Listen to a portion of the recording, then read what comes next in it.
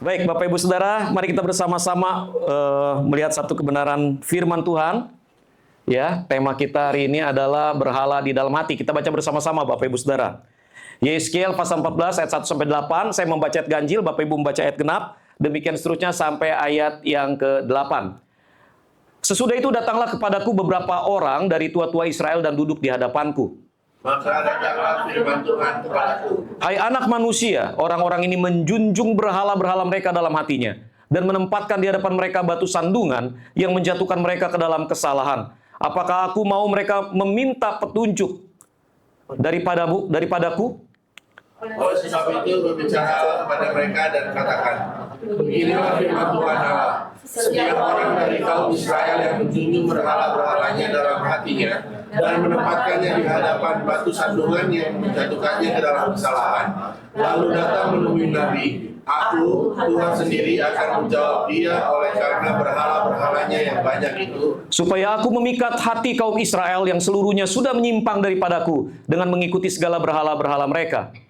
oleh karena itu katakanlah kepada kaum Israel, beginilah firman Tuhan Allah.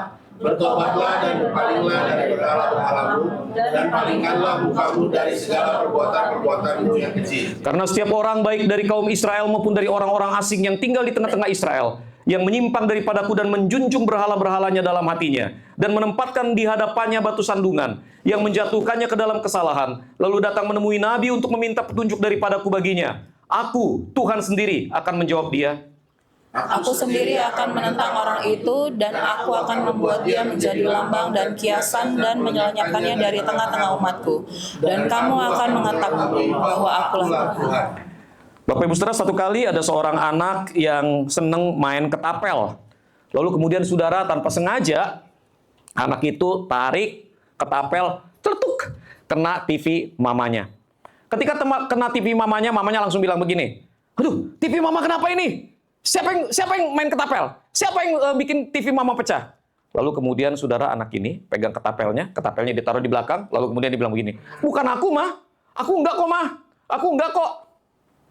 Saudara, kita sering kali kayak gitu. Kita sering kali jadi orang Kristen yang seperti itu ketika kita berhadapan dengan Allah. Di depan Allah, kita melipat tangan, kita berdoa, kita memuji, kita memuliakan nama Tuhan, kita melakukan pelayanan-pelayanan rohani, kita melakukan tindakan-tindakan rohani. Tapi saudara, jauh di dalam lubuk hati kita yang paling dalam, kita menyimpan sesuatu, saudara. Hati kita tidak sungguh-sungguh buat Dia. Hati kita tidak sungguh-sungguh untuk Allah. Jadi saudaraku yang terkasih di dalam Tuhan, kita menyembunyikan sesuatu di belakang, kita menyembunyikan sesuatu yang jauh lebih kita cintai daripada Allah. Persis kayak ini, saudara. Ya, saya bukan bilang orang Jawanya, cuma filosofinya kurang lebih kayak begitu, saudara. Jadi, persis di depannya kayaknya mulus, begitu ya, tulus, rohani, tapi di belakangnya, saudara, mentol. Di belakangnya ada sesuatu yang lain, yang tidak sama dengan apa yang dia tunjukkan di depan. Ketika kita berhadapan dengan Allah, kita kelihatannya seperti orang yang memuji Allah, menyembah Allah, menjalani hidup kekristenan dengan benar, tetapi jauh di dalam lubuk hati kita yang paling dalam, kita punya berhala yang kita agungkan, kita cintai, dan kita pelihara. Saudara, ini yang menjadi pokok pembahasan di dalam kitab Yeskiel. Orang Israel, saudara, adalah orang yang menjalani dua muka secara spiritual. Di satu sisi, mereka datang kepada Allah sebagai orang Yahudi yang baik, tetapi di sisi yang lain, saudara, mereka punya Allah lain, punya cem-ceman lain, punya kekasih lain secara rohani. Saudaraku yang terkasih di dalam Tuhan, itu sebabnya ketika para tua-tua datang kepada Yeskiel, ketika mereka datang kepada Allah, Allah memutuskan untuk tidak menghiraukan mereka. Sesudah itu datanglah kepadaku beberapa orang dari tua-tua Israel dan duduk di hadapanku. Itu kata Yeskiel. Saudara, kata tua-tua itu berasal dari bahasa Ibrani zaken. Saudara, kata zaken itu mengacu kepada orang yang sudah lanjut usia, orang yang sudah beruban, atau orang yang sudah mature, atau orang yang sudah dewasa. Nah, tetapi secara khusus, saudara, kata zaken di sini mengacu kepada sekelompok orang elit Israel. Oke, jadi ini adalah para pemuka agama, ahli-ahli Taurat, orang-orang yang sebetulnya secara posisi, secara sosial, juga punya kekuatan untuk mengambil keputusan bagi orang Israel. Nah, saudaraku yang terkasih di dalam Tuhan, ketika Allah menolak mereka, Allah kemudian berkata begini, saudara, di dalam ayat yang ketiga. Hai anak manusia, orang-orang ini menjunjung berhala-berhala mereka di dalam hatinya, dan menempatkan di hadapan mereka batu sandungan yang menjatuhkan mereka ke dalam kesalahan. Apakah aku mau meminta mereka petunjuk daripadaku? Saudara, Allah berkata, hai anak manusia, orang-orang ini menjunjung berhala-berhala mereka dalam hatinya. Saudara, orang-orang ini menjunjung berhala-berhala mereka di dalam hatinya. Bahasa Ibraninya, He'elu Gillehem al-Libam. He'elu, bacanya dari sini ya saudara ya. Bacanya dari sini. He'elu Gillehem al-Libam. Nah saudaraku yang terkasih di dalam Tuhan, ini ada 3 kata Bapak Ibu ya. He'elu artinya saudara mendirikan atau menaikkan. Jadi saudara, orang-orang ini mendirikan, menegakkan atau menaikkan. Saya lebih prefer kata menaikkan, karena ada kata al-libam setelah itu. Jadi saudara, orang-orang ini di atas hatinya menaikkan. Nah saudara, permasalahannya adalah tensisnya di sini saudara, menunjukkan bahwa tindakan menaikkan bukan sebuah tindakan otomatis. Tindakan menaikkan adalah sebuah tindakan terencana, tindakan yang direncanakan, yang diinginkan, yang diniatkan oleh orang-orang ini. Jadi saudara, orang-orang ini dengan keputusan sadar menaikkan sesuatu.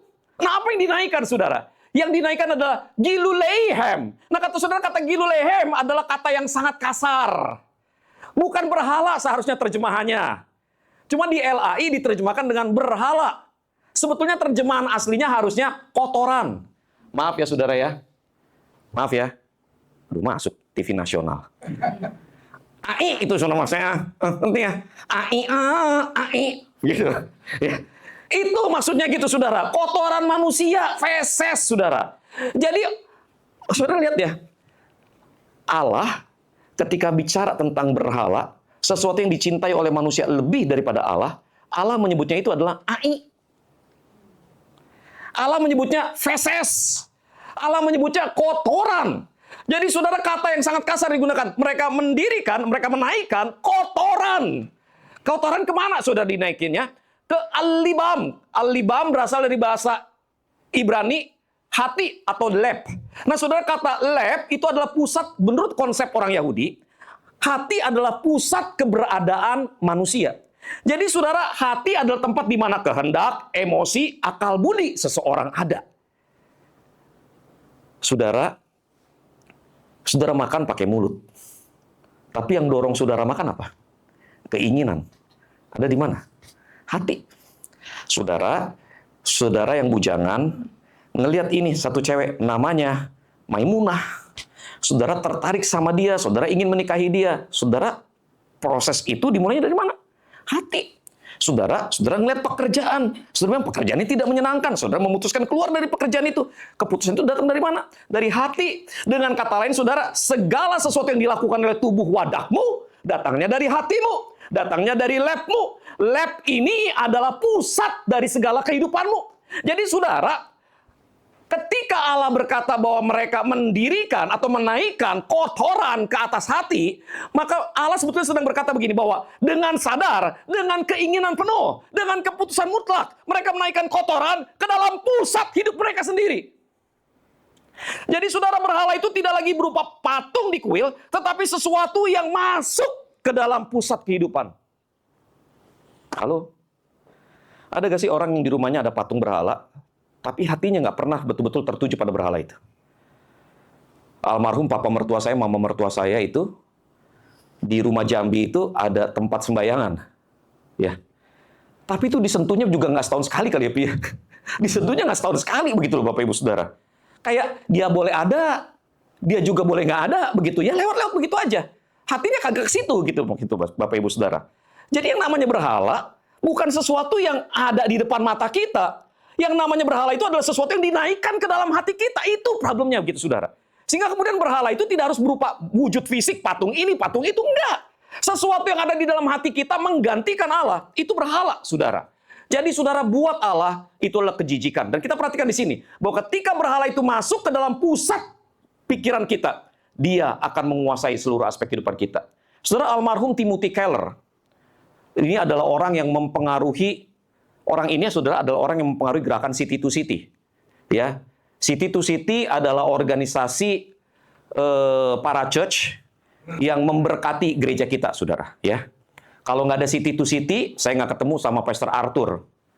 Kalau saya nggak ketemu Pastor Arthur, nggak ketemu sama Pastor Arthur, Pastor Gayus, nggak ketemu sama Pastor Hendrawan. Kalau nggak ketemu sama mereka bertiga, tidak ada nubuat kisah 3 orang botak datang dari, nggak ada, saudara ya.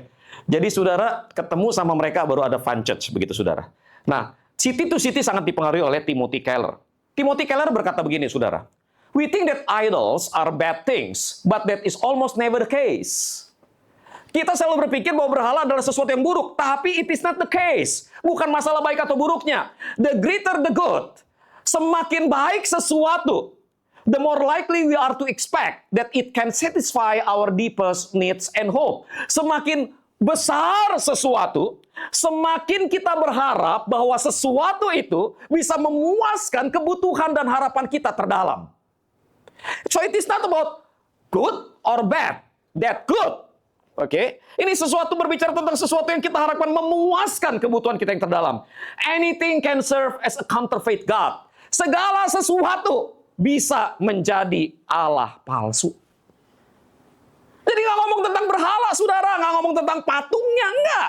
Tapi ngomong tentang segala sesuatu yang kita harapkan bisa membawa kebaikan dan memenuhi harapan kita. That is our counterfeit gods. Itu adalah Allah palsu. Especially the very best things in life. Now, you have to be very careful about this, saudara. Segala sesuatu bisa menjadi ilah palsu. Khususnya semua hal terbaik di dalam kehidupan kita. The best thing that ever happened in my life adalah dia. My wife. Sampai satu titik saya sadar tiba-tiba istriku jadi berhalaku. Untung waktu itu masih pacaran begitu, saudara. Jadi saya bilang sama dia, mulai hari ini, kamu bukan lagi nomor 1 dalam hidup saya. Bingung dia. Kok begitu? Iya, nomor 1-nya Yesus. Aman dia. Tapi saudara, the best thing in your life, itu bisa jadi sesuatu berhala di dalam hatimu. Your counterfeit God. Saudara, Timothy Keller kemudian berkata begini, the human heart is an idol factory that takes good things like a successful career, love, material possessions, even family, and turns them into ultimate things. Hati manusia adalah pabrik berhala yang mengambil hal-hal baik seperti kesuksesan karir, cinta, kepemilikan materi, bahkan keluarga, dan mengubah hal-hal baik itu menjadi hal yang paling utama di dalam kehidupan. Hati kita itu adalah factory idol.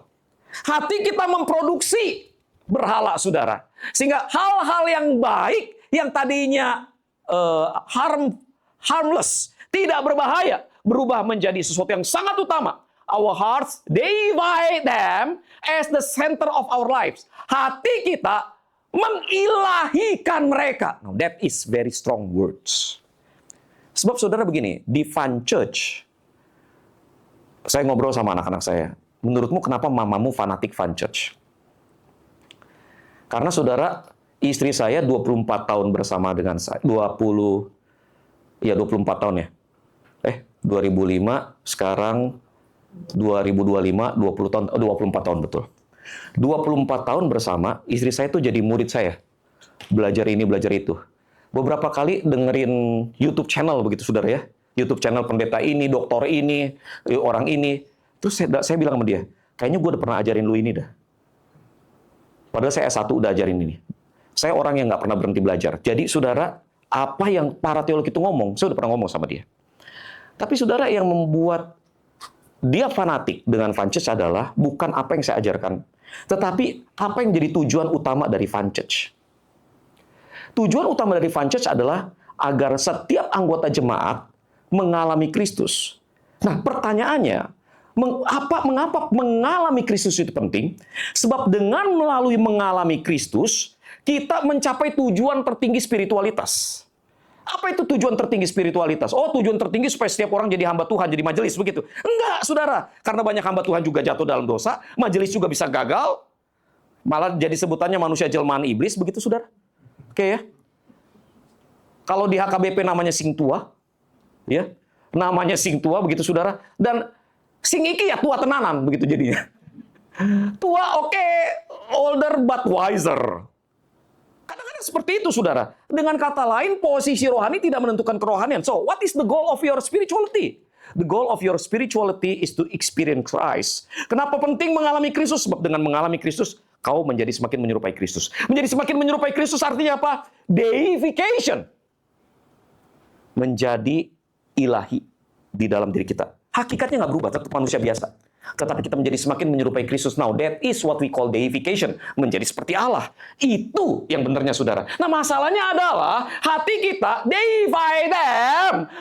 Mengilahikan, mendewakan, menjadikan Allah, segala sesuatu yang baik itu, sebagai pusat dari kehidupan kita. Because we think they can give us significance and security. Kenapa? Kenapa kita mengilahikan itu semua? Karena kita berpikir, semua ini karir yang sukses, cinta, kepemilikan materi, family, keluarga, menjadikan kita signifikan. Siapa Randy kalau nggak punya bisnis? Kalau kemudian Randy nggak bisa jawab gelagapan, berarti bisnismu membuatmu jadi signifikan. Siapa Hepri kalau dia nggak punya pekerjaan? Dia nggak lebih daripada bujangan sampai sekarang. Salah ya, bongkar status. Tapi saudara, permasalahannya adalah tanpa status kita siapa? Kalau kita merasa we are nobody without that status, status itu jadi signifikan buat kita. Nah, ini problemnya begitu, saudara. Ini problem jadi signifikan dan memberikan kepada kita rasa aman. Kita merasa aman kalau karir kita sukses, kita merasa aman kalau kita punya cinta, kita merasa aman kalau kita punya materi, kita merasa aman kalau kita punya keluarga. Dan itu membuat kita merasa aman, merasa penuh. Itu sebabnya kita kumpulin mereka. Jadi saudara, kesimpulannya adalah ini, saudara. If anything becomes more fundamental than God to your happiness, meaning of life, and identity, then it is an idol. Ketika segala sesuatu itu sudah semua hal yang baik, we make them deify, lalu kemudian kita membuat mereka keberadaan mereka membuat kita merasa begitu signifikan, membuat kita merasa bahagia, punya makna dalam hidup, punya identitas. Aduh, saudara, hal-hal baik itu telah berubah menjadi berhala. Jadi ketika berbicara tentang berhala, saudara, kita tidak sedang berbicara mengenai patung. Enggak. Kita berbicara tentang segala sesuatu yang pada gilirannya menggantikan posisi Allah dalam hidup kita. Saudara, keputusan itu, tindakan itu bukannya tanpa konsekuensi logis. Ayat yang ketiga mengatakan begini. Berhala-berhala itu, saudara, hai anak manusia, orang-orang ini menjunjung berhala-berhala mereka dalam hatinya dan menempatkan di hadapan mereka batu sandungan yang menjatuhkan mereka ke dalam kesalahan.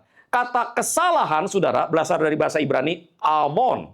Kata avon mengandung sedikitnya tiga pengertian. Berhala itu menyebabkan kita menjadi jahat, mempunyai kejahatan atau melakukan kejahatan, melakukan ketidakadilan, dan ketika kita melakukan ketidakadilan atau kejahatan, kita merasa bersalah, dan kemudian, saudara, kita tahu dengan pasti bahwa ada hukuman atas kesalahan yang kita buat. Itu avon, saudara. Gambarannya begini, saudara, ya. Saudara, ini kondisi mental kita. Ini kondisi hati kita nih, saudara, ya. Jauh di dalam, ini tindakan, ini ranah mental, oke ya. Ini tindakan, ini ranah mental. Jadi saudara perhatikan bahwa tindakan kita itu datangnya dari sebuah ranah mental yang jauh lebih besar. Nah saudara, ranah mental kita, hati kita, itu dikuasai oleh berhala hati. Segala sesuatu yang kita anggap penting di dalam kehidupan kita. Nah saudara, ketika berhala ini menguasai hati kita, maka saudara, berhala ini mendorong munculnya tindakan-tindakan yang jahat. Let's say misalnya 7 dosa maut. Belojo, pride, hawa nafsu seksual, rasa iri, whatever it is, saudara. Jadi, saudara, berhala hati mendorong munculnya tindakan yang jahat menghasilkan rasa bersalah, tapi di saat yang bersamaan ada konsekuensi dari kesalahan kita. Itu maksudnya ayat yang ketiga. When you have idols within your heart, idols itu mendorong tindakan jahat. Dan tindakan jahat menghasilkan rasa bersalah, dan rasa bersalah juga dibarengi dengan konsekuensi dari kesalahan kita. Itu problem yang pertama, saudara. Santo Maximus dari sang confessor, Santo Maximus sang pengaku, dia berkata begini, akar dosa adalah kecintaan pada ciptaan lebih daripada sang pencipta. Akar dosa. So when you love things more than you love God, it is your idol. Itu adalah akar dari dosa. Jadi saudara, kita adalah orang berdosa bukan karena kita melakukan dosa. Kita adalah orang berdosa bukan karena kita mencuri. Kita adalah orang berdosa bukan karena kita membunuh. Kita adalah orang berdosa bukan karena kita berzina. Bukan, saudara. Kita adalah orang berdosa karena kita mencintai sesuatu lebih daripada kita mencintai Allah. Ada berhala di dalam hati kita, dan berhala itulah, saudara, yang membuat kita jatuh dalam dosa. Nah, saudara, itu sebabnya penting untuk melepaskan akar dosa, yaitu kecintaan pada ciptaan, kecintaan pada diri, kecintaan pada segala sesuatu yang selain daripada Allah. Konsekuensi yang kedua ada di dalam ayat yang ke-8. Ini ayat yang ngeri, saudara, ayat yang ke-8. Saudara, ayat yang ke-8 berkata begini, aku sendiri akan menentang orang itu, dan aku akan membuat dia menjadi lambang dan kiasan, dan melenyapkannya dari tengah-tengah umatku. Jadi saudara, yang mengerikan dari penyembahan berhala di dalam hidup kita adalah Allah menentang kita. Saudara, di dalam terjemahan American Standard Version, saudara, ya, dikatakan begini, and I shall set my face against that man. Kondisi jadi kayak gini nih, saudara nih. Kondisi jadi kayak gini, I shall set my face against that man. Saudara, begini ya, doa berkat imam. Saya sering doakan berkati saudara dengan doa berkat imam. Kiranya Allah memberkati engkau dan melindungi engkau. Kiranya Allah memandang wajahmu, menghadapkan wajahnya kepadamu dan memberi engkau kasih karunia. Menghadapkan wajahnya kepadamu. Karena apa, saudara? Karena, saudara, ketika Allah menghadapkan wajahnya kepada kita, itu artinya dia berkenan pada kita. Gitu ya. Allah lihat begini, lihat Randy begini nih, dia berkenan pada Randy. Tapi ada kalanya Allah buang muka. Ketika Allah buang muka, artinya dia tidak berkenan. Oke ya?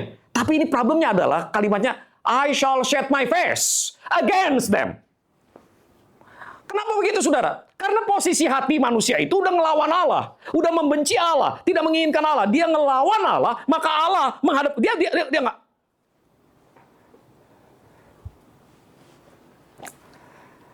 Kemarin ya di KOI Dapur Jiwa, ya komunitas Injil Dapur Jiwa, kemarin kita bahas ya mengenai ada seorang teman yang kemudian hasil kerjanya dikorupsi oleh manajernya sendiri. Begitu ya, manajernya bilang, aduh, gue pengen balikin, tapi nggak dibalik-balikin. Lalu kemudian teman ini bilang begini, kan bukannya kita harus mengampuni ya kok. Lalu Randy kemudian mengajukan satu pertanyaan, satu pendapat yang saya setuju. Nggak bisa dong, kita nggak bisa membiarkan kejahatan seperti itu. Betul ya, Ren? Kita nggak bisa biarkan kejahatan seperti itu. Saya setuju. Karena begini, saudara ya, di dalam hatinya orang Kristen, kan punya konsep yang keliru tentang pengampunan. Pengampunan seolah-olah membenarkan atau membiarkan kejahatan. Padahal Allah sendiri ketika manusia berhadapan dengan Allah, dengan hati yang mau menentang Allah, Allah nggak begini. Udahlah. Nggak gitu. Allah tuh, jadi mau apa? Paham ya, saudara ya? Dia nggak, udahlah, buang muka. Enggak, tapi lu mau apa? Jadi saudara, Allah menghadapkan wajah, bukan wajah perkenanan, tapi wajah permusuhan. Kenapa? Karena manusia membenci Allah, menunjukkan kebencian pada Allah. Square off, face off. Begitu, saudara. Nah, saudara, ini betul-betul bertentangan dengan kebenaran Injil. Saudara, pada mulanya manusia diciptakan untuk berelasi dengan Allah. Firman Tuhan berkata begini, ketika itulah Tuhan Allah membentuk manusia itu dari debu tanah dan membuskan nafas hidup ke dalam hidungnya. Demikianlah manusia itu menjadi makhluk yang hidup. Saya sering kali mengajarkan kepada saudara, sebetulnya waktu Allah ciptakan manusia dengan tangannya, manusia itu sudah makhluk hidup belum? Oke. Binatang diciptakan oleh Allah. Lihat ya, kalau di dalam Kejadian pasal 2, Allah itu bukan cuma menciptakan Adam dengan tangannya, tapi ada beberapa binatang juga diciptakan dari debu tanah. Di dalam Kejadian pasal 2. Itu berlari-larian tuh. Sudah makhluk hidup belum? Halo? Sudah makhluk hidup belum? Sudah. Kejadian pasal 1 ayat 1 terus sampai Kejadian pasal 1 ayat 20 deh. Begitu ya. Allah ciptakan ini, Allah ciptakan itu, Allah ciptakan binatang, Allah ciptakan binatang di air, binatang di udara, binatang di darat. Itu sudah makhluk hidup belum? Jadi ketika Allah menciptakan manusia tanpa Allah mengembuskan nafas, manusia itu sudah makhluk hidup belum? Seharusnya sudah. Tapi pertanyaannya kenapa spesifik banget? Menghembuskan nafas hidup ke dalam hidungnya, demikianlah manusia itu menjadi makhluk yang hidup. Seolah-olah kalau tidak dihembusi nafas kehidupan, manusia itu tidak hidup. Memang iya sih saudara, tapi maksud saya begini nih. Tanpa dihembusi nafas kehidupan pun, manusia itu sudah makhluk hidup. Tapi kenapa Alkitab dengan tegas mengatakan Allah menghembuskan nafas kehidupan, baru dia disebut makhluk hidup? Karena begini nih saudara. Kalau Allah tidak memberikan hembusan nafas hidup kepada manusia, maka manusia tidak bedanya dengan si Maple, anjing saya. Kucing di rumah namanya siapa, Kung? Kucing di rumah. Masih ada tuh kucing abu-abu? Ya, yang cakep, yang cute. Udah nggak ada ya? Itu kita jadi sama tuh, kok, Gun. Kalau Allah tidak menghembuskan nafas kehidupan, lalu yang membuat kita berbeda apa? Nafas kehidupan itu. Kenapa berbeda? Sebab melalui nafas kehidupan itu, ada pneuma, ada roh di dalam diri kita, dan roh itulah yang memberdayakan kita untuk berkomunikasi dengan Allah. Jadi saudara, Nats ini bukan mau ngomong kau bukan makhluk hidup. Dia mau ngomong begini. Nats ini mau ngomong bahwa Allah menciptakan manusia begitu rupa supaya manusia punya hidup yang memampukan manusia berelasi dengan Allah. Itu yang membedakan kita dengan manusia, yang membedakan kita dari ciptaan yang lain. Kita berelasi dengan Allah. We have this relationship, loving relationship with God. Tapi saudara, masalahnya manusia tidak responi kasih Allah dengan cara yang benar. Manusia memutuskan untuk tidak mempercayai Allah. Hawa, Allah berfirman, semua buah di taman ini boleh kau makan, nggak boleh kau makan? Boleh, kecuali di tengah nggak boleh dimakan. Sebab kalau aku makan nanti aku mati. Kagak lu nggak bakal mati lu. Allah tahu lu pada waktu lu makan lu akan jadi seperti Allah lo. Allah tahu bahwa kalau saya makan buah ini, saya akan jadi seperti Allah, tapi Allah nggak kasih saya makan. Allah jahat. Lihat saudara, benih ketidakpercayaan ditanam dulu di dalam diri hati Hawa. Lalu kemudian Hawa memutuskan, ya udah, saya mau ambil buahnya, saya mau makan, saya berikan kepada suami saya. Artinya saudara, dia melepaskan diri dari ketergantungan kepada Allah. Memutuskan apa yang baik dan jahat buat saya, tanpa konsultasi dengan Allah. Menunjukkan bahwa saya mau hidup lepas dari Allah. Tidak perlu bergantung pada Allah. Nah, kemudian manusia jatuh dalam dosa. Ketika manusia jatuh dalam dosa, manusia bersembunyi dari Allah. Allah kemudian tegur manusia. Allah tanya kepada Adam. Adam, apa yang sudah kau lakukan? Adam bilang apa? Perempuan yang kau tempatkan di sampingku, dia yang membujuk aku untuk makan buah ini. Pertanyaannya, jadi siapa yang salah dari perspektif Adam? Hawa, siapa lagi? Dian. Tuhan. Yang salah Tuhan dan yang salah adalah Hawa. Bukan gua. Tuhan salah. Lu sih pakai ciptaan perempuan. Gua kagak minta. Lu yang ciptain. Yang salah lu dong. Perempuan ini sih. Memang nih perempuan ini. Memang tuh saudara. Laki-laki itu suka nyalain. Makanya saya bertekad tidak menikahi laki-laki. Beda urusan. Saudara lihat ya. Dia jadi menyalahkan Allah saudara. Dan kemudian dia ingin menjadi Allah sebagai ganti Allah. Ingin menjadi Allah sebagai ganti Allah. Berhala pertama manusia, saudara, adalah dirinya sendiri. Berhala pertama manusia adalah dirinya sendiri. Dan saudara perhatiin ya, semua problem rumah tangga, semua problem sosial, semua problem di perusahaan, semua problem antara rekan kerja, berawal dari keegoisan. Istri lebih mentingin perasaan sendiri. Anak lebih mentingin perasaan sendiri. Suami lebih mentingin perasaan sendiri. Papa lebih mentingin perasaan sendiri. Gua perasaannya nggak enak, nggak nyaman nih. Lalu kemudian dia mengabaikan kepentingan orang lain buat perasaan sendiri. Itu akar dosa, saudara. Itu akar dosa. Keegoisan adalah akar dosa. Kenapa? Karena ketika kita bersikap egois, yang pertama kali jadi Allah adalah diri kita sendiri. Jadi saudara ingin menjadi seperti Allah, berarti ingin menggantikan Allah. Dan ini berarti bahwa saya mau bermusuhan dengan Allah. Manusia diciptakan untuk berelasi dengan Allah, tapi saya nggak merasa perlu Allah. Manusia diciptakan untuk berelasi dengan Allah, tapi saya ingin menggantikan Allah. Saya ingin geser Allah dari tahtanya. Artinya apa saudara? Gue sengaja memusuhan sama Allah. Itu akar dosa yang pertama. Jadi saudara, respon manusia terhadap kasih Allah adalah justru bermusuhan dengan Allah. Itu sebabnya manusia jatuh dalam dosa, mengalami perapian yang menyala-nyala. Karena manusia bertentangan dengan Allah yang kekal, maka dosa manusia juga bersifat kekal. Itu sebabnya hukumannya juga adalah hukuman kekal. Tapi Allah adalah Allah yang Maha Kasih. Sehingga Allah memutuskan untuk memberikan anaknya yang tunggal, Yesus Kristus, mati di atas kayu salib untuk menebus dosa. Tapi saudara, first of all, saya tuh pengen saudara berhenti untuk sejenak berpikir bahwa Yesus mati di atas kayu salib supaya kita mati masuk surga. Berhenti berpikir gitu, saudara. Kenapa? Karena itu egois. Yesus mati buat saya supaya saya enak, begitu ya. Walaupun itu benar. Tapi gini, saudara. Saudara harus paham bahwa surga adalah konsekuensi logis. Artinya ketika saudara percaya pada Yesus, secara otomatis saudara menerima Yesus sebagai Tuhan dan Juru Selamat, secara otomatis saudara mati pasti masuk surga. Tapi masalahnya kan saudara, surganya di sono, kita terima Yesusnya di sini. Ada sebuah perjalanan hidup yang harus kita lalui sebelum kita kemudian kembali kepada Bapa yang di surga. Itu sebabnya saudara, menurut saya, kalau surga adalah konsekuensi logis, maka tujuan salib Yesus bukan hanya supaya kita mati masuk surga. Tujuan salib Yesus seharusnya adalah memulihkan kita di hadapan Allah. Apa yang dipulihkan? Yang dipulihkan adalah hati kita terlebih dahulu. Itu sebabnya saudara, ketika Yesus mati di atas kayu salib, Yesus bukan hanya mati untuk menebus dosa, Yesus mati untuk menunjukkan kasih-Nya kepada Allah. Yohanes pasal 14 ayat 31. Tetapi supaya dunia tahu bahwa aku mengasihi Bapa dan bahwa aku melakukan segala sesuatu seperti yang diperintahkan Bapa kepadaku. Bangunlah, marilah kita pergi dari sini. Saudara, salib adalah bukti kasih Yesus bukan hanya untuk kita, tetapi juga untuk Allah. Saudara ingat dosa manusia apa? Tidak mengasihi Allah. Dosa manusia apa? Membenci Allah. Dosa manusia apa? Mementingkan dirinya sendiri. Itu dosa manusia, saudara. Itu dosa manusia. Itu sebabnya antitesis. Itu sebabnya antidot untuk dosa manusia adalah mengubah hati manusia untuk mencintai Allah lagi. Melalui salib, tuntutan hukum Taurat dipenuhi. Saudara, mengasihi Allah itu adalah esensi hukum Taurat, saudara.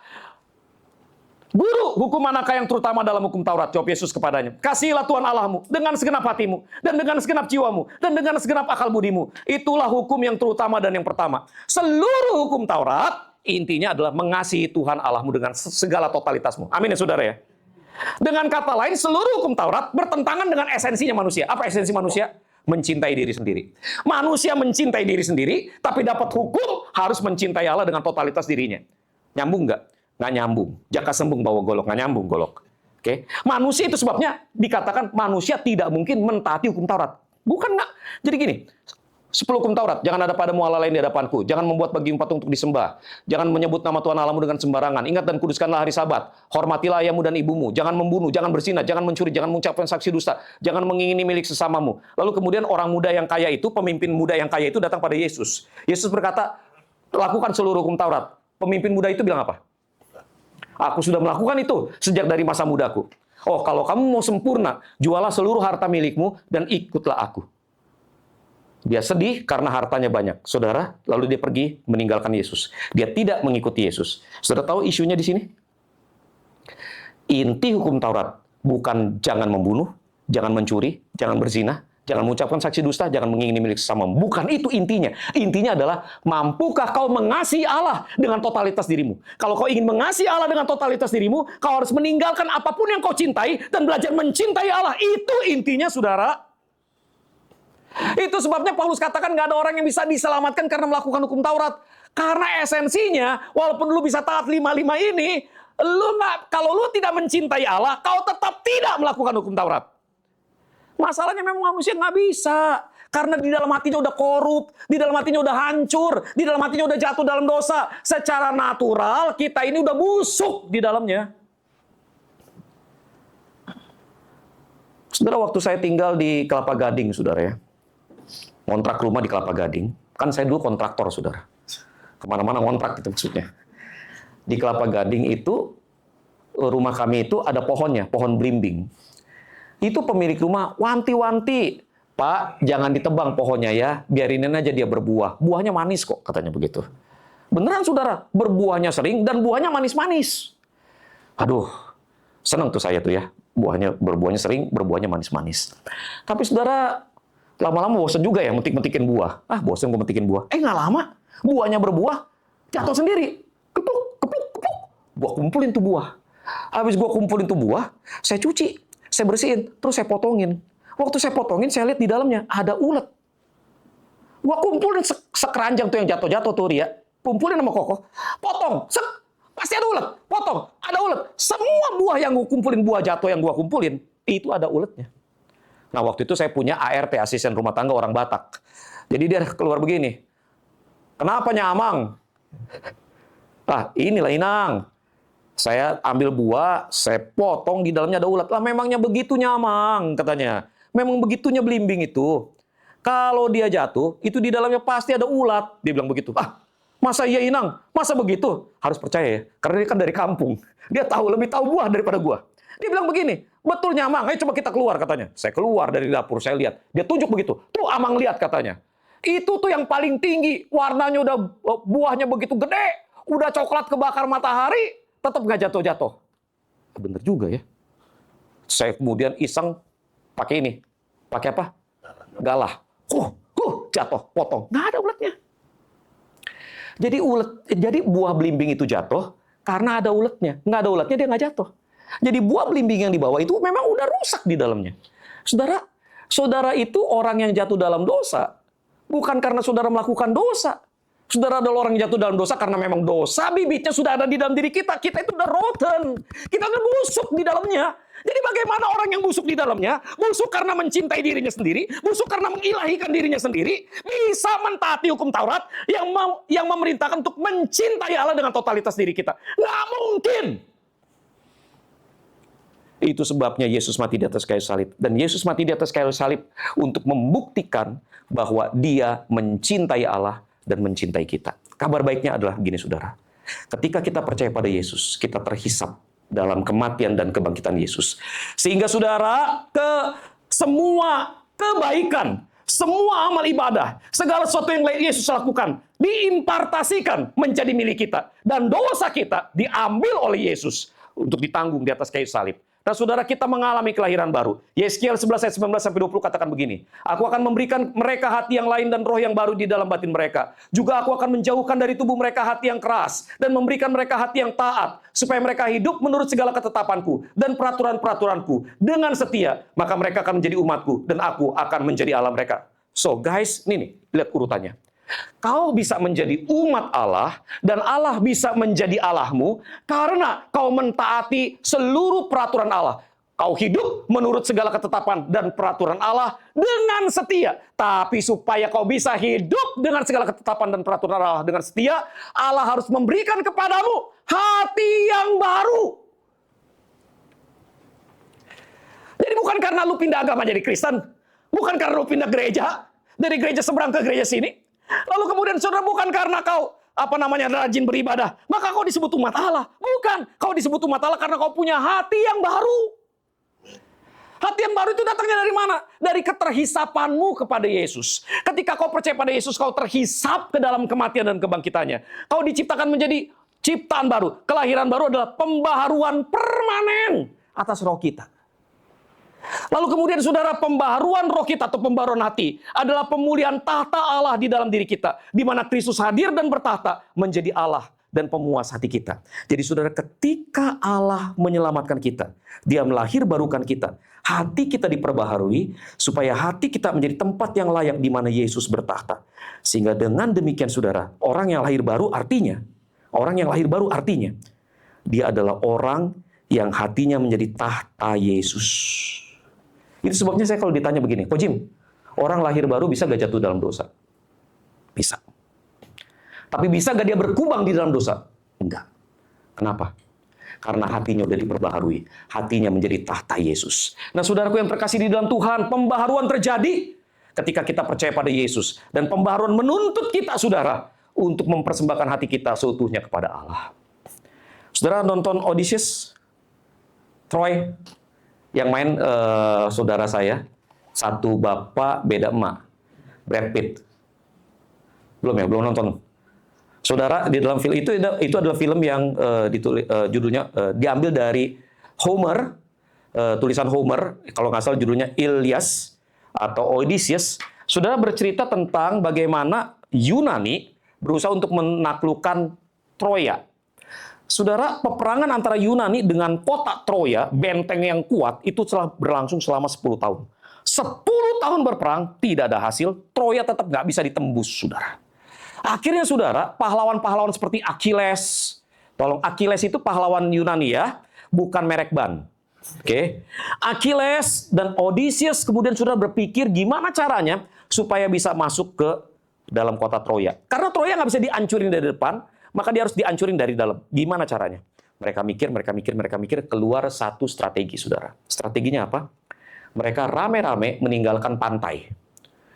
Kemah mereka tinggalin. Jadi tiba-tiba dari yang perkemahan yang tadinya rame, tiba-tiba jadi sepi.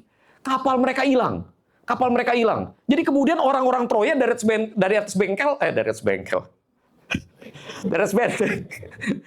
benteng, orang-orang Troya ngeliatnya begini. Pada pergi, kabur. Waduh, pergi kabur nih. Ya, padahal saudara, mereka itu kapalnya mereka bawa pergi, mereka pretelin kayunya, mereka membuat sebuah patung kuda yang sangat besar untuk ditaruh di depan benteng Troya. Ada seorang prajurit yang ditinggalkan terluka di situ. Lalu prajurit Troya keluar. Di mana pasukanmu yang lain? Aku ditinggalkan terluka di sini seorang diri. Mereka semua sudah pergi. Terus kenapa ada kuda besar di sini? Kuda itu adalah persembahan untuk Dewi Athena. Kami mempersembahkan kuda untuk Dewi Athena supaya kami pulang dengan selamat. Itu adalah patung berkah. Kami sengaja membuatnya besar supaya tidak bisa masuk ke Troya. Sebab kalau masuk ke Troya, Troya pasti diberkati oleh Dewi Athena. Jadi kalau misalnya dibawa masuk ini kuda besar ini, Troya diberkati. Oke. Bawa masuk. Orang dibawa masuk, didiemin. Wah, mereka udah kabur. Tenang aja, aman kita menang. Yeah! Dan kita sudah menjarah mereka punya kuda yang dipersembahkan untuk Dewi Athena. Kita menang. Yeah! Kudanya dibiarin di situ sampai malam. Begitu malam tiba, pintunya dibuka, cerek, tangganya diturunin. Seluruh para prajurit Yunani turun dari situ dan menghancurkan, membumi hanguskan Troya. Saudara, berhala itu seperti kuda Troya. Kelihatannya menarik dan tidak berbahaya. Betul ya, saudara? Apa sih yang berbahaya dari kesuksesan? Nggak ada bahayanya. Apa sih yang berbahaya dari menginginkan punya rumah mewah? Saya sih mimpinya nggak banyak-banyak loh, saudara. Bener loh. Saya tuh pengen punya rumah aja. Kalau bisa ya 5.000 hektar di Pondok Indah, begitu, saudara. Apa yang berbahaya dengan itu? Nggak ada sih kelihatannya begitu, saudara. Saya pengen punya usaha yang besar, bisnis yang gede. Apa yang berbahaya dengan itu? Enggak, begitu, saudara. Tapi memang awalnya berhala kelihatan tidak berbahaya. Lalu karena itu tidak berbahaya, kita bawa dia masuk ke dalam hidup kita. Kita bawa dia masuk ke dalam hati kita. Dan ketika dia masuk ke dalam hati kita, lihat, saudara, kita lumpuh pertahanannya karena kita yang bawa masuk. Saudara tahu nggak kenapa saudara bisa dikhianati? Karena orang yang mengkhianati saudara adalah orang yang paling dekat dengan saudara. Saudara langsung hilang guard. Saudara kalau di atas ring ya, saudara ya. Saudara kalau di atas ring, saudara mau nggak mau akan begini terus nih. Karena saudara tahu, once you begini kecapean, ini muka udah jadi sasaran. Jadi mau nggak mau saudara akan begini terus. Tapi saudara, apakah saudara akan begini ketika saudara ada di rumah, ketemu sama istri saudara, ketemu sama adik ipar saudara, ketemu sama anak saudara, ketemu sama Kotoni, atau ketemu sama ini PSG. I said that he is my second in command, but saya ketemunya begini terus. Come on, nggak akan kayak gitu, saudara. Nggak akan kayak gitu. Kenapa nggak akan kayak gitu? Because they are my family, you are all my family. Itu sebabnya I lost my guard. Gue turunin guard. Gue nggak lagi waspada. I allow you to enter my life. Jadi gue nggak waspada lagi. Saudara, ketika berhala yang kelihatannya innocent, tidak berbahaya, harmless, saudara izinkan masuk ke dalam hati saudara dan hidup saudara, you lost your guard. Dan ketika saudara kehilangan pertahanan saudara, mulailah berhala itu membunuh kita dari dalam. Dia mengubah karakter kita, dia mengubah cara kita berpikir. Ingat khotbah saya minggu lalu? Ada seorang ahli sosial yang berkata manusia punya, ada 3 peraturan tentang manusia. Yang pertama, semua manusia punya Allah atau punya ilah-ilah, dan ilah-ilah itu mentransformasi hidup mereka, dan ilah-ilah itu kemudian mentransformasi seluruh lingkungan mereka. Ingat itu yang saya khotbahin minggu lalu? Saudara, ketika berhala itu masuk dalam hati kita menyembah berhala itu kemudian mengubah hidup kita. Setelah dia mengubah hidup kita, dia mulai mengubah keluarga kita. Lalu mulai mengubah gereja kita. Lalu kemudian mulai merubah masyarakat kita. Saudara, dia akan menghancurkan hidup kita. Pelan namun pasti, dia membunuh kita dari dalam. Saudaraku yang terkasih di dalam Tuhan, itu sebabnya kita perlu hati-hati dengan berhala yang ada di dalam hati kita. Kita perlu mengkaji hati kita, saudara. Kita perlu menguji hati. Di dalam hati kita ada nggak sih berhala? Jangan-jangan gini loh ya, gue takutnya gini nih. Pedro, kamu keliling pelayanan, kamu berpikir kamu melakukan sesuatu buat Tuhan, Rio. Kamu juga melakukan hal yang sama. Cuma saya juga melakukan hal yang sama. 30 tahun gue keliling.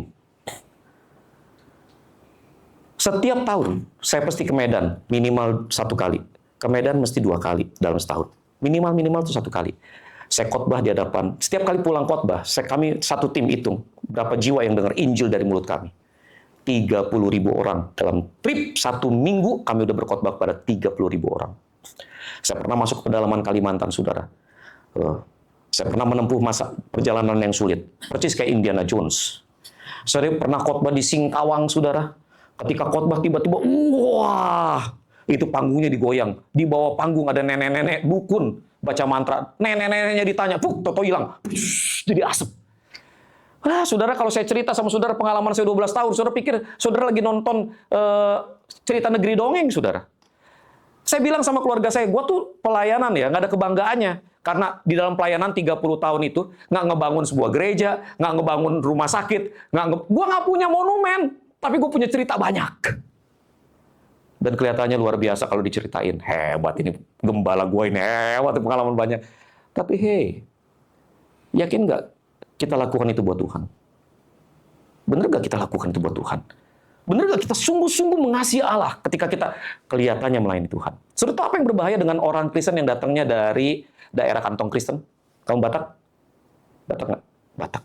Marga apa? Siregar. Siregar. Kamu juga? Siregar juga? Saudara kalian? Saudara. Hai, KKN rupanya. Saudara perhatiin ya, di daerah Kristen, saudara, kantong Kristen. Kenapa? Goyang rupanya ini amang. Kenapa kau goyang? Kebanyakannya aku minum itu tadi amang. Tuh itu tadi amang. Aduh, pusing aku. Kau Kristen kau? Kristennya aku amang. Ngerti maksud saya? Lu mabok. Lu bunuh orang. Lu ngebedel pagar besinya orang. Lu tetap berpikir lu Kristen. Karena lu lahir besar di kantong Kristen. Yang saya maksud begini, saudara. Kadang-kadang, saudara ya, kita berpikir kita adalah orang Kristen karena kita lahir besar di tengah-tengah Kristen. Lalu kemudian kita bertumbuh bersama dengan orang Kristen. Dan we think we are Christian enough. Tetapi nilai dari kekristenan bukan dari KTP-nya, bukan dari mana lahirnya, bukan dari mana garis keturunannya. Kristen itu, saudara, lahir dari hati yang mengasihi Allah. Amin, saudara. Itu sebabnya, saudara, yuk kita belajar menguji hati. Charles Haddon Spurgeon, the prince of the preacher, dia berkata begini, if you love anything better than God, you are idolaters. If there is anything you would not give up for God, it is your idol. If there is anything that you seek with greater fervor, then you seek the glory of God. That is your idol. And conversion means a turning from every idol. Saudara, jika kau mencintai segala sesuatu lebih daripada kau mencintai Allah, kau penyembah berhala. Jika ada sesuatu yang tidak mau kau serahkan kepada Allah, itu adalah berhalamu. Jika ada segala sesuatu yang kau cari dengan segala daya upaya, lebih daripada kau mencari kemuliaan Allah, maka itu adalah berhalamu. Pertobatan artinya, kau berbalik dari semua berhala. Saudaraku yang terkasih di dalam Tuhan, yuk kita uji hati kita. Lihat pertanyaan-pertanyaan ini, saudara. Dan mari lihat isi hati saudara. Yuk kita gunakan pertanyaan ini untuk uji hati. Saudara, dia berkata begini. Siapa yang kita kasih lebih daripada Allah? Yuk, lihat hatimu. Ada gak yang kau kasih lebih daripada Allah? Kalau ada, itu berhalamu. Apa yang tidak bisa kita korbankan bagi Allah? Ada gak? Ada gak yang nggak bisa kita lepas? Nggak bisa ngelepasin anak. Nggak bisa ngelepasin pasangan. nggak bisa ngelepasin pekerjaan, nggak bisa ngelepasin hobi, nggak bisa ngelepasin apa yang kita suka, nggak bisa ngelepasin kenyamanan kita. Saudara, hati-hati, itu berhala kita. Apa yang kita upayakan sekuat tenaga lebih daripada kita mengupayakan kemuliaan Allah. Kita mengupayakan karir, kita mengupayakan perbaikan hidup, kita mengupayakan semua lebih daripada kita mencari kemuliaan Allah. Itu berhala, saudara. Saudaraku yang terkasih dalam Tuhan, gunakan 3 pertanyaan itu menguji. Saya mau tutup khotbah saya dengan ini, saudara. Jo. Klik lagi.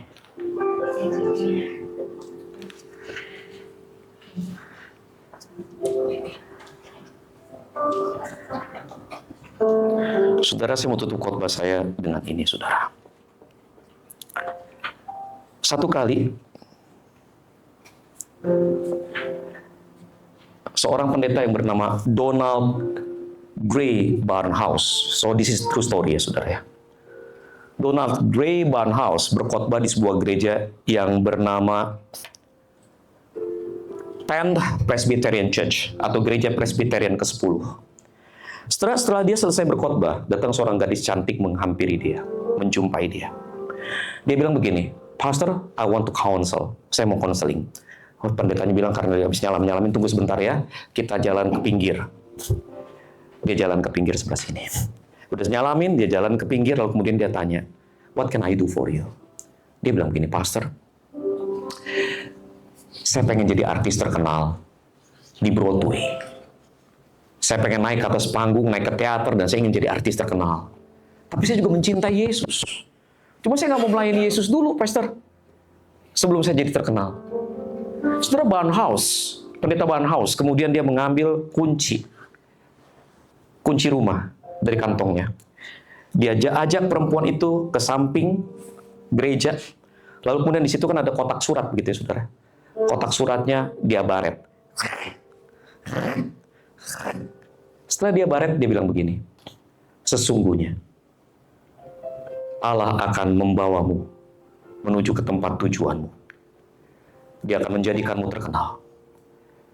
Tapi sebelum kau bisa menikmati semua, kau akan diizinkan mengalami goresan-goresan keterkenalan itu. Tapi ketika kau mulai mencicipi goresan keterkenalan itu, dia akan mengambil semuanya darimu. Kau akan berada di titik di mana kau bisa melihat semuanya, tapi kau tidak akan pernah bisa menikmati apapun. Kenapa? Karena Allah tidak akan pernah izinkan anaknya memiliki sesuatu lebih daripada memiliki dia." Bertahun-tahun kemudian gadis ini meninggalkan gereja, dan bertahun-tahun kemudian dia datang ke gereja, dia ketemu dengan pendeta Barnhouse dan dia berkata begini, "Saya sudah pergi ke Broadway. Saya sudah casting, saya sudah perform, dan penampilan yang luar biasa. Saya sudah masuk ke majalah, jadi cover depan majalah Vanity Fair. Tapi Pastor, saya nggak pernah bisa lebih dari itu. Saya betul-betul cuma bisa menikmati scratch-nya, tapi nggak bisa lebih dari itu." Saudara, apa yang dikatakan oleh Barnhouse adalah apa yang harusnya kita pahami hari ini. God will let you scratch the surface of success. He will let you get close enough to the top to know what it is. But He will never let you have it. Because He will never let one of His children have anything rather than Himself. Allah akan membiarkanmu menggaruk kesuksesan. Dia akan membiarkanmu dekat, cukup dekat untuk mengerti apa itu sukses. Tapi Dia tidak akan pernah membiarkanmu memiliki kesuksesan itu lebih daripada Dia ingin kau memiliki Dia. So what is different buat Fun Church Jakarta? Bahkan Fun Church pada umumnya. Di gereja ini, kami tidak khotbah tentang berkat. Kami nggak khotbah tentang kesembuhan. Sekalipun jelas kami berdoa supaya saudara diberkati, saudara hidup baik. Di gereja ini, komitmen saya ingin saudara mengenal Yesus, menikmati Yesus, mengalami Yesus, hanya Yesus. Kita tunduk kepala, kita berdoa, saudara. Saudaraku yang terkasih di dalam Tuhan, sambil saudara mengambil waktu teduh sejenak, Saudara pikirkan 3 pertanyaan ini. Siapa yang aku kasihi lebih daripada Allah? Biarkan hatimu menjawab dengan spontan dan jujur. Apa yang tidak bisa aku korbankan bagi Allah? Apakah ada sesuatu yang aku pertahankan dan aku tidak rela korbankan? Apa yang saya upayakan sekuat tenaga lebih daripada saya mengupayakan kemuliaan Allah? Apa? Apa yang saya perjuangkan karena saya begitu ingin memilikinya? Apa? Saudara, itu berhala kita. Itu berhala kita. Dan kalau kita mempertahankan berhala itu, sebaik apapun itu, kita sedang membawa diri kita jatuh dalam kesalahan. Kita sedang membiarkan diri kita tersandung dan jatuh dalam kesalahan. Namun yang lebih parah dari itu, kita sedang menjadi lawan Allah. Bertentangan langsung dengan Dia, head to head. Allah yang seharusnya menjadi sekutu kita, bukan pribadi yang ingin kita jadikan lawan kita. Saudara, Allah ingin memberkatimu. Dia selalu ingin memberi yang terbaik untuk anak-anaknya. Tapi satu hal yang Dia tahu dan yang harus kita tahu, bahwa tidak ada yang lebih baik selain dari Allah sendiri. Dia sumber segala-galanya. Dia yang seharusnya memuaskan kita. Dia, Yesus. Hanya Yesus.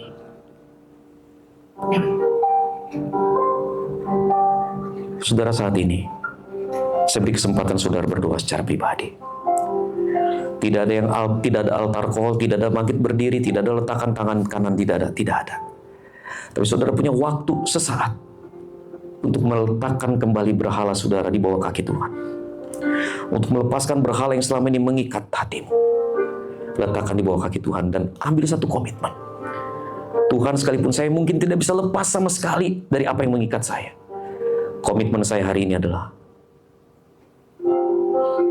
aku ingin Kau kembali bertahta di hatiku. Aku ingin Kau kembali menjadi raja dalam hidupku. Ini hidupku Tuhan. Mari bertahta sekali lagi. Ini hatiku Tuhan. Mari duduk di atas tahtanya sekali lagi.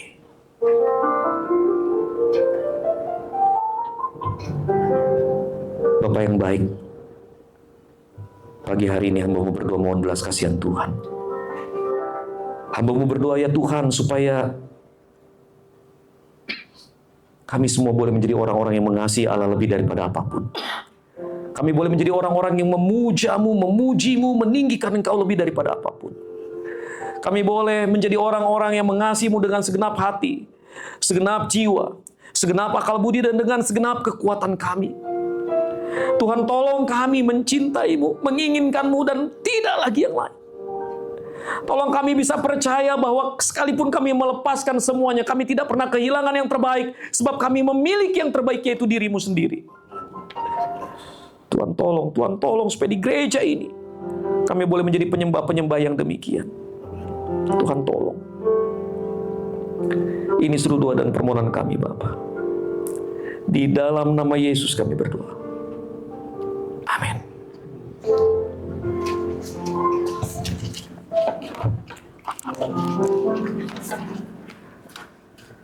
Saudara, saya bilang sama Pastor Jerry,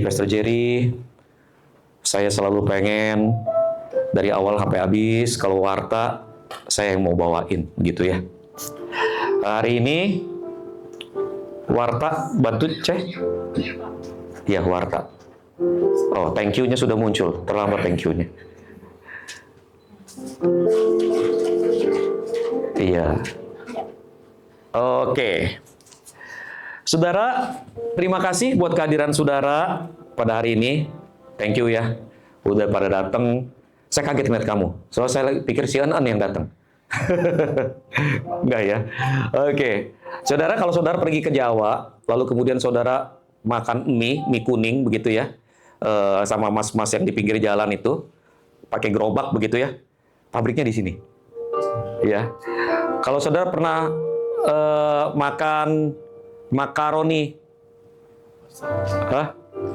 ya, orang bilang makaroni ngehe gitu ya, pabriknya gini, gitu ya. Saudara, thank you Kogun untuk hadir saat ini, dan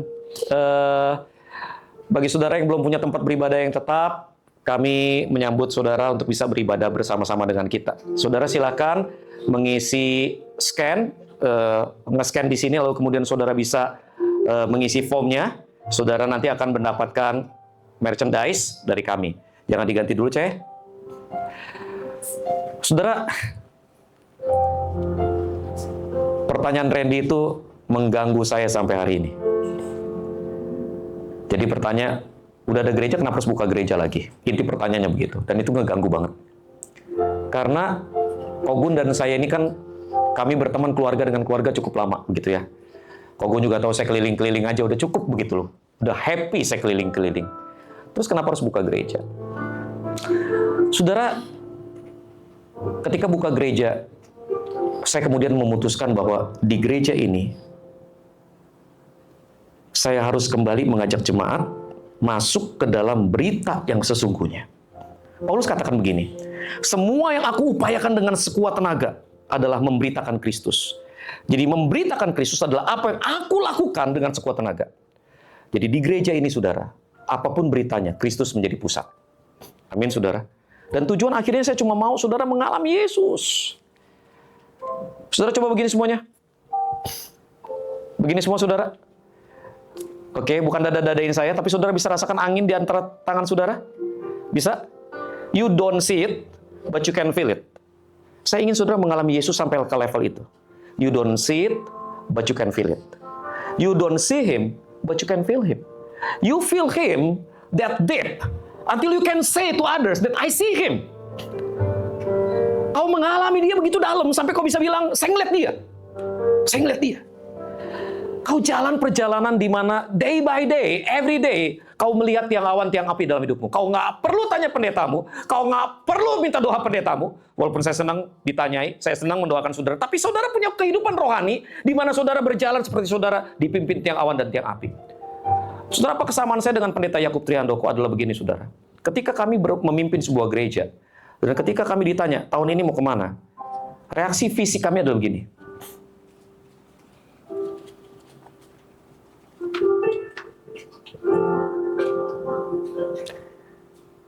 Ya, nanti kita lihat tiang awan, tiang api pimpin kemana. Jawabannya begitu.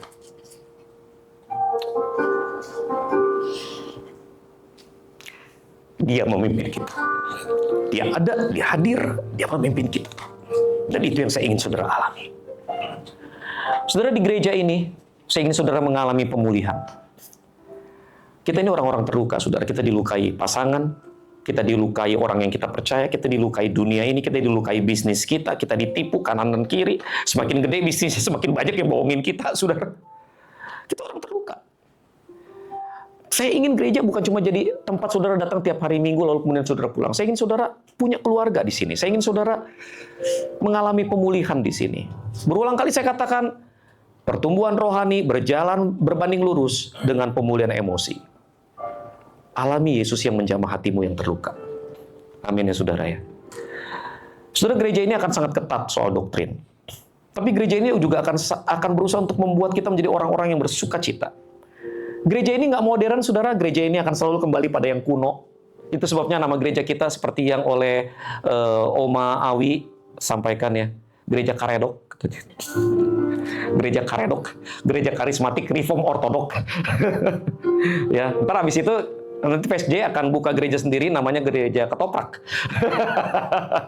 Terus udah gitu semua gereja, semua yang berhubungan dengan Vancet Jakarta akan bukanya apa? Gereja restoran. Semua makanan ada, ya, karedok, ketoprak, gado-gado, ntar semuanya ada. Tapi anyhow, saudara, di gereja ini kita mau belajar banyak hal. Itu sebabnya saudara, yuk bertumbuh bersama. Dan gini saudara, saya betul-betul rindu di gereja ini ada komisi remaja, ada komisi pemuda, ada sekolah minggu, ya. Saya sama Ria sedang ngegarap materi sekolah minggunya, cuma saya lupa bawa bahannya hari ini. gitu ya. Tapi kemarin udah dibicarakan, nanti saya akan coba kirim.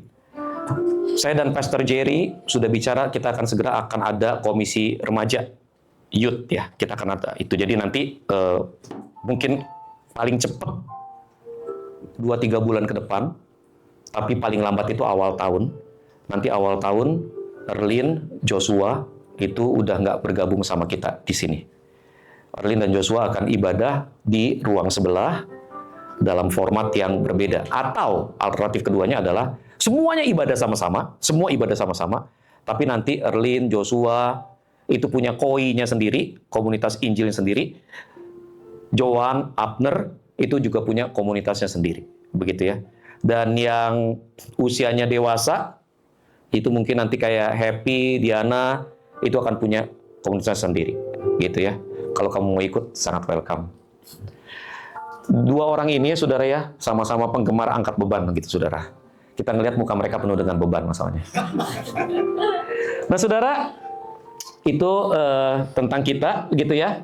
Next-nya, Jo. Minggu depan, Pastor Jerry yang akan berkhotbah, saudara, dampak dan bahaya berhala hati. Saudara, komitmen saya adalah begini nih ya. Jadi gini, saya mau kasih tahu saudara, minta maaf sebelumnya, kita adain gerejanya itu bulan Agustus. Jadwal saya sebagai pengkhotbah sudah sampai akhir Desember. Jadi saya bilang sama Pastor Hendrawan, kok gue ikut ya buka gereja, cuma kalau jadwal gue udah isi, gue kagak bisa ngisi. Gitu. Jadi akan ada orang-orang yang menggantikan saya berkhotbah. Nah, saudara, ini akan terjadi sampai akhir tahun. Bahkan nanti bulan Desember, saudara mungkin nggak akan melihat saya. Yang saudara lihat adalah Gapura. Garuda. Saudara akan lihat Pastor Jerry. Pastor Jerry is my second in command. Tapi begini, saudara, I can guarantee you, bahwa setiap orang yang berkhotbah, selama dia masih adalah orang fun church, itu akan menerima tema dari saya, deskripsi khotbah dari saya. Bahkan, saudara, untuk teman-teman fun church yang berkhotbah, yang khusus di sini, itu akan berada di bawah bimbingan saya untuk berkhotbah. Begitu, saudara. Jadi, saudara, saya rindu saudara mendapatkan sebuah pemahaman yang utuh tentang kebenaran firman Tuhan. Satu tema yang utuh tentang kebenaran firman Tuhan. Konstelasi berpikir saudara, itu ditata dengan baik. Begitu ya. Lanjut. Oke, kita terus doakan ya untuk Unlimited Kids. Berdoa buat para guru sekolah minggu. Buat Dewi, buat Dwi, buat Glenn, dan buat Alfa. Oke ya. Tolong waktu manggil Alfa jangan ditambahin empok di depannya. Empok Alfa udah nggak ada masalahnya. Ya. Lanjut lagi, saudara. Oke. Saudara, ini nomor telepon kita. Saya diingetin, saudara ya, bahwa nomor telepon ini bukan lucky number. Ya. 081818. Ini providernya apa? Excel. Ini Excel. 170825. Ini ulang tahun gereja kita, saudara. Karena mulainya tuh tanggal 17 bulan 8 tahun 2025. Gitu ya. Ini nomornya kita. Nah, saudara, kalau saudara butuh didoakan, saudara ada sesuatu yang urgent, saudara silakan hubungi nomor ini. Kami akan segera menindaklanjuti. Ini Instagram kita, saudara. Saudara, kalau ada masukan tentang Instagram kita, silakan saudara memberikan masukan. Kita ingin Instagram kita menjadi sebuah media yang bisa menjangkau lebih banyak orang. Gitu ya. Lanjut. Nah, ini dia, saudara. Saudara, QRIS kita udah ada, gitu ya. QRIS kita udah ada. Jadi, saudara, silakan memberikan persembahan atau perpuluhan saudara, bisa melalui amplop, bisa melalui transfer bank, bisa melalui QRIS BCA. Nah, ini yang saudara yang perlu saudara tahu begitu ya tentang gereja kita. Yang pertama, saudara, gereja kita tiap bulan akan memberikan laporan keuangan. Tiap bulan ya? Tiap bulan akan memberikan laporan keuangan, jadi saudara bisa ngelihat kondisi keuangan gereja kita. Saudara harus tahu bahwa persembahan yang masuk ke 3 channel ini, tidak ada satupun yang masuk ke akun saya pribadi. Nggak ada. Bahkan istri saya, dia juga tidak ikut ngoprek-ngoprek ini. Begitu ya. Otoritas saya adalah memastikan bahwa pengeluarannya sesuai dengan kebutuhan jemaat dan sesuai dengan kebenaran firman Allah. Itu otoritas saya. Tapi saya nggak cawe-cawe. Ya, saya nggak cawe-cawe. Jadi gereja kita memang berbeda dari gereja karismatik pada umumnya. Oke. Nah, mengenai perpuluhan, saudara. Apakah perpuluhan diharuskan di dalam perjanjian baru? Jawabannya tidak. Tidak.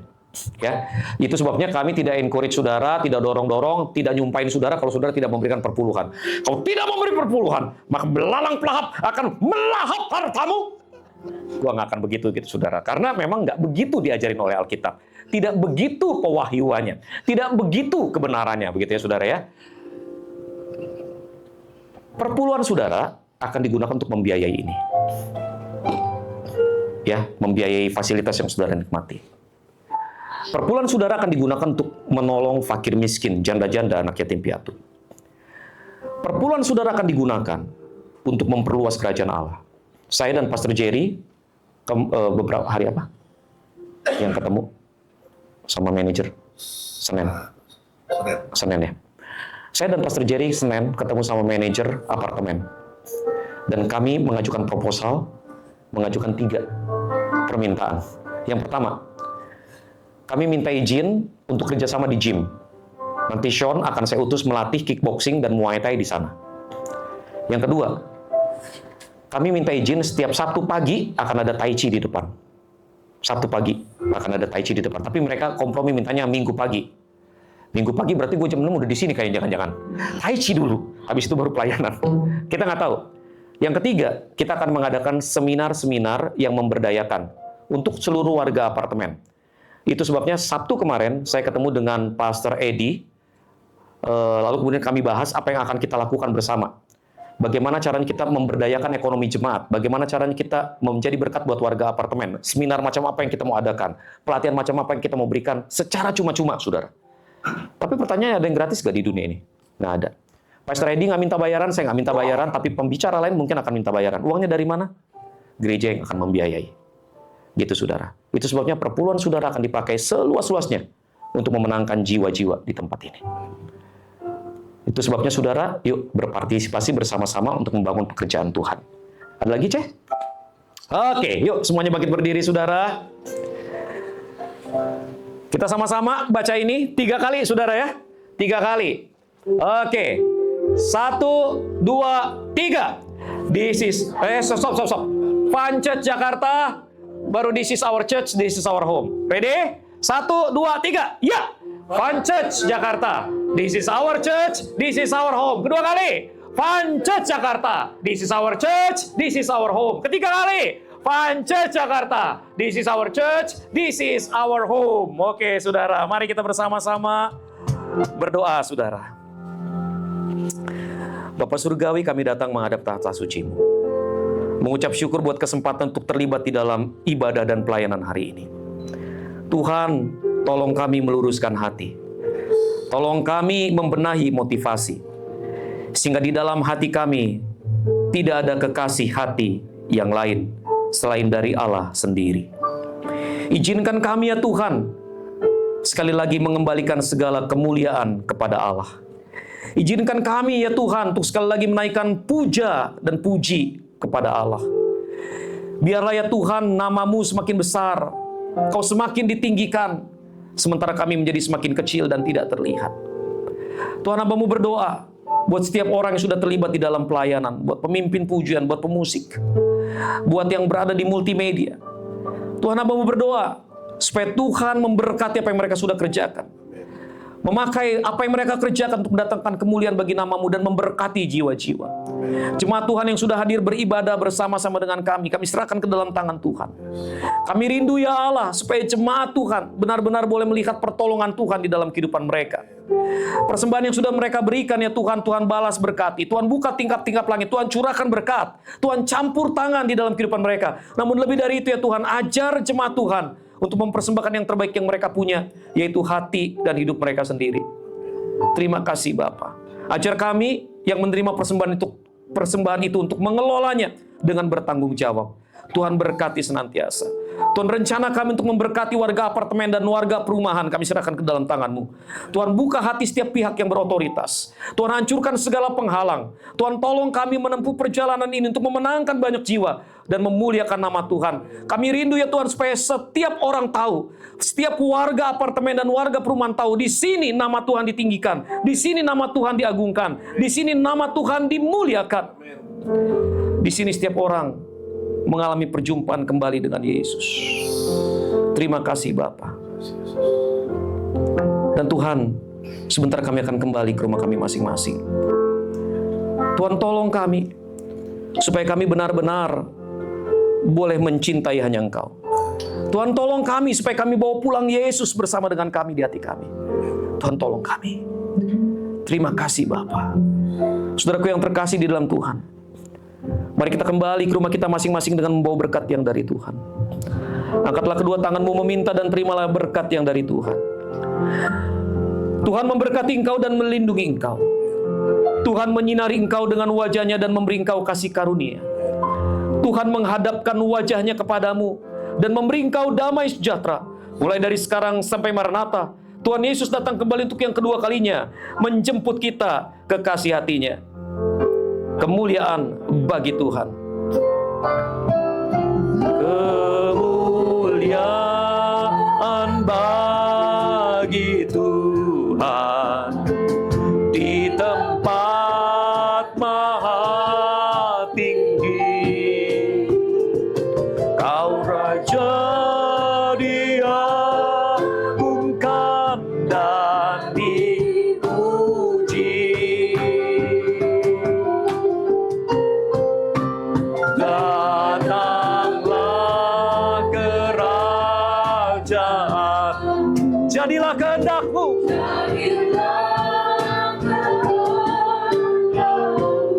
Seluruh bumi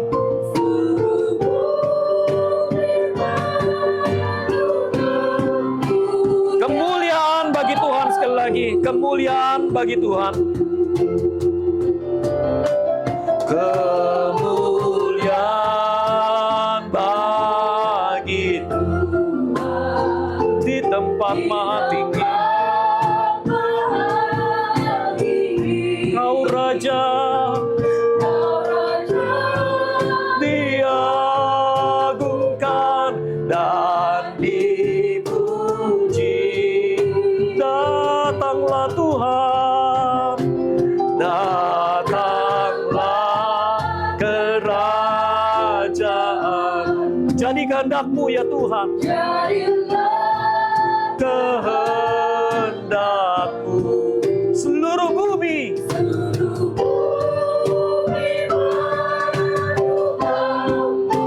seluruh bumi penuh kemuliaan-Mu.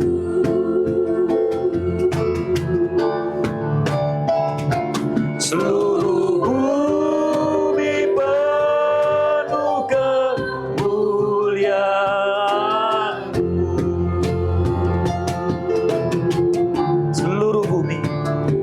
Seluruh bumi penuh kemuliaan-Mu.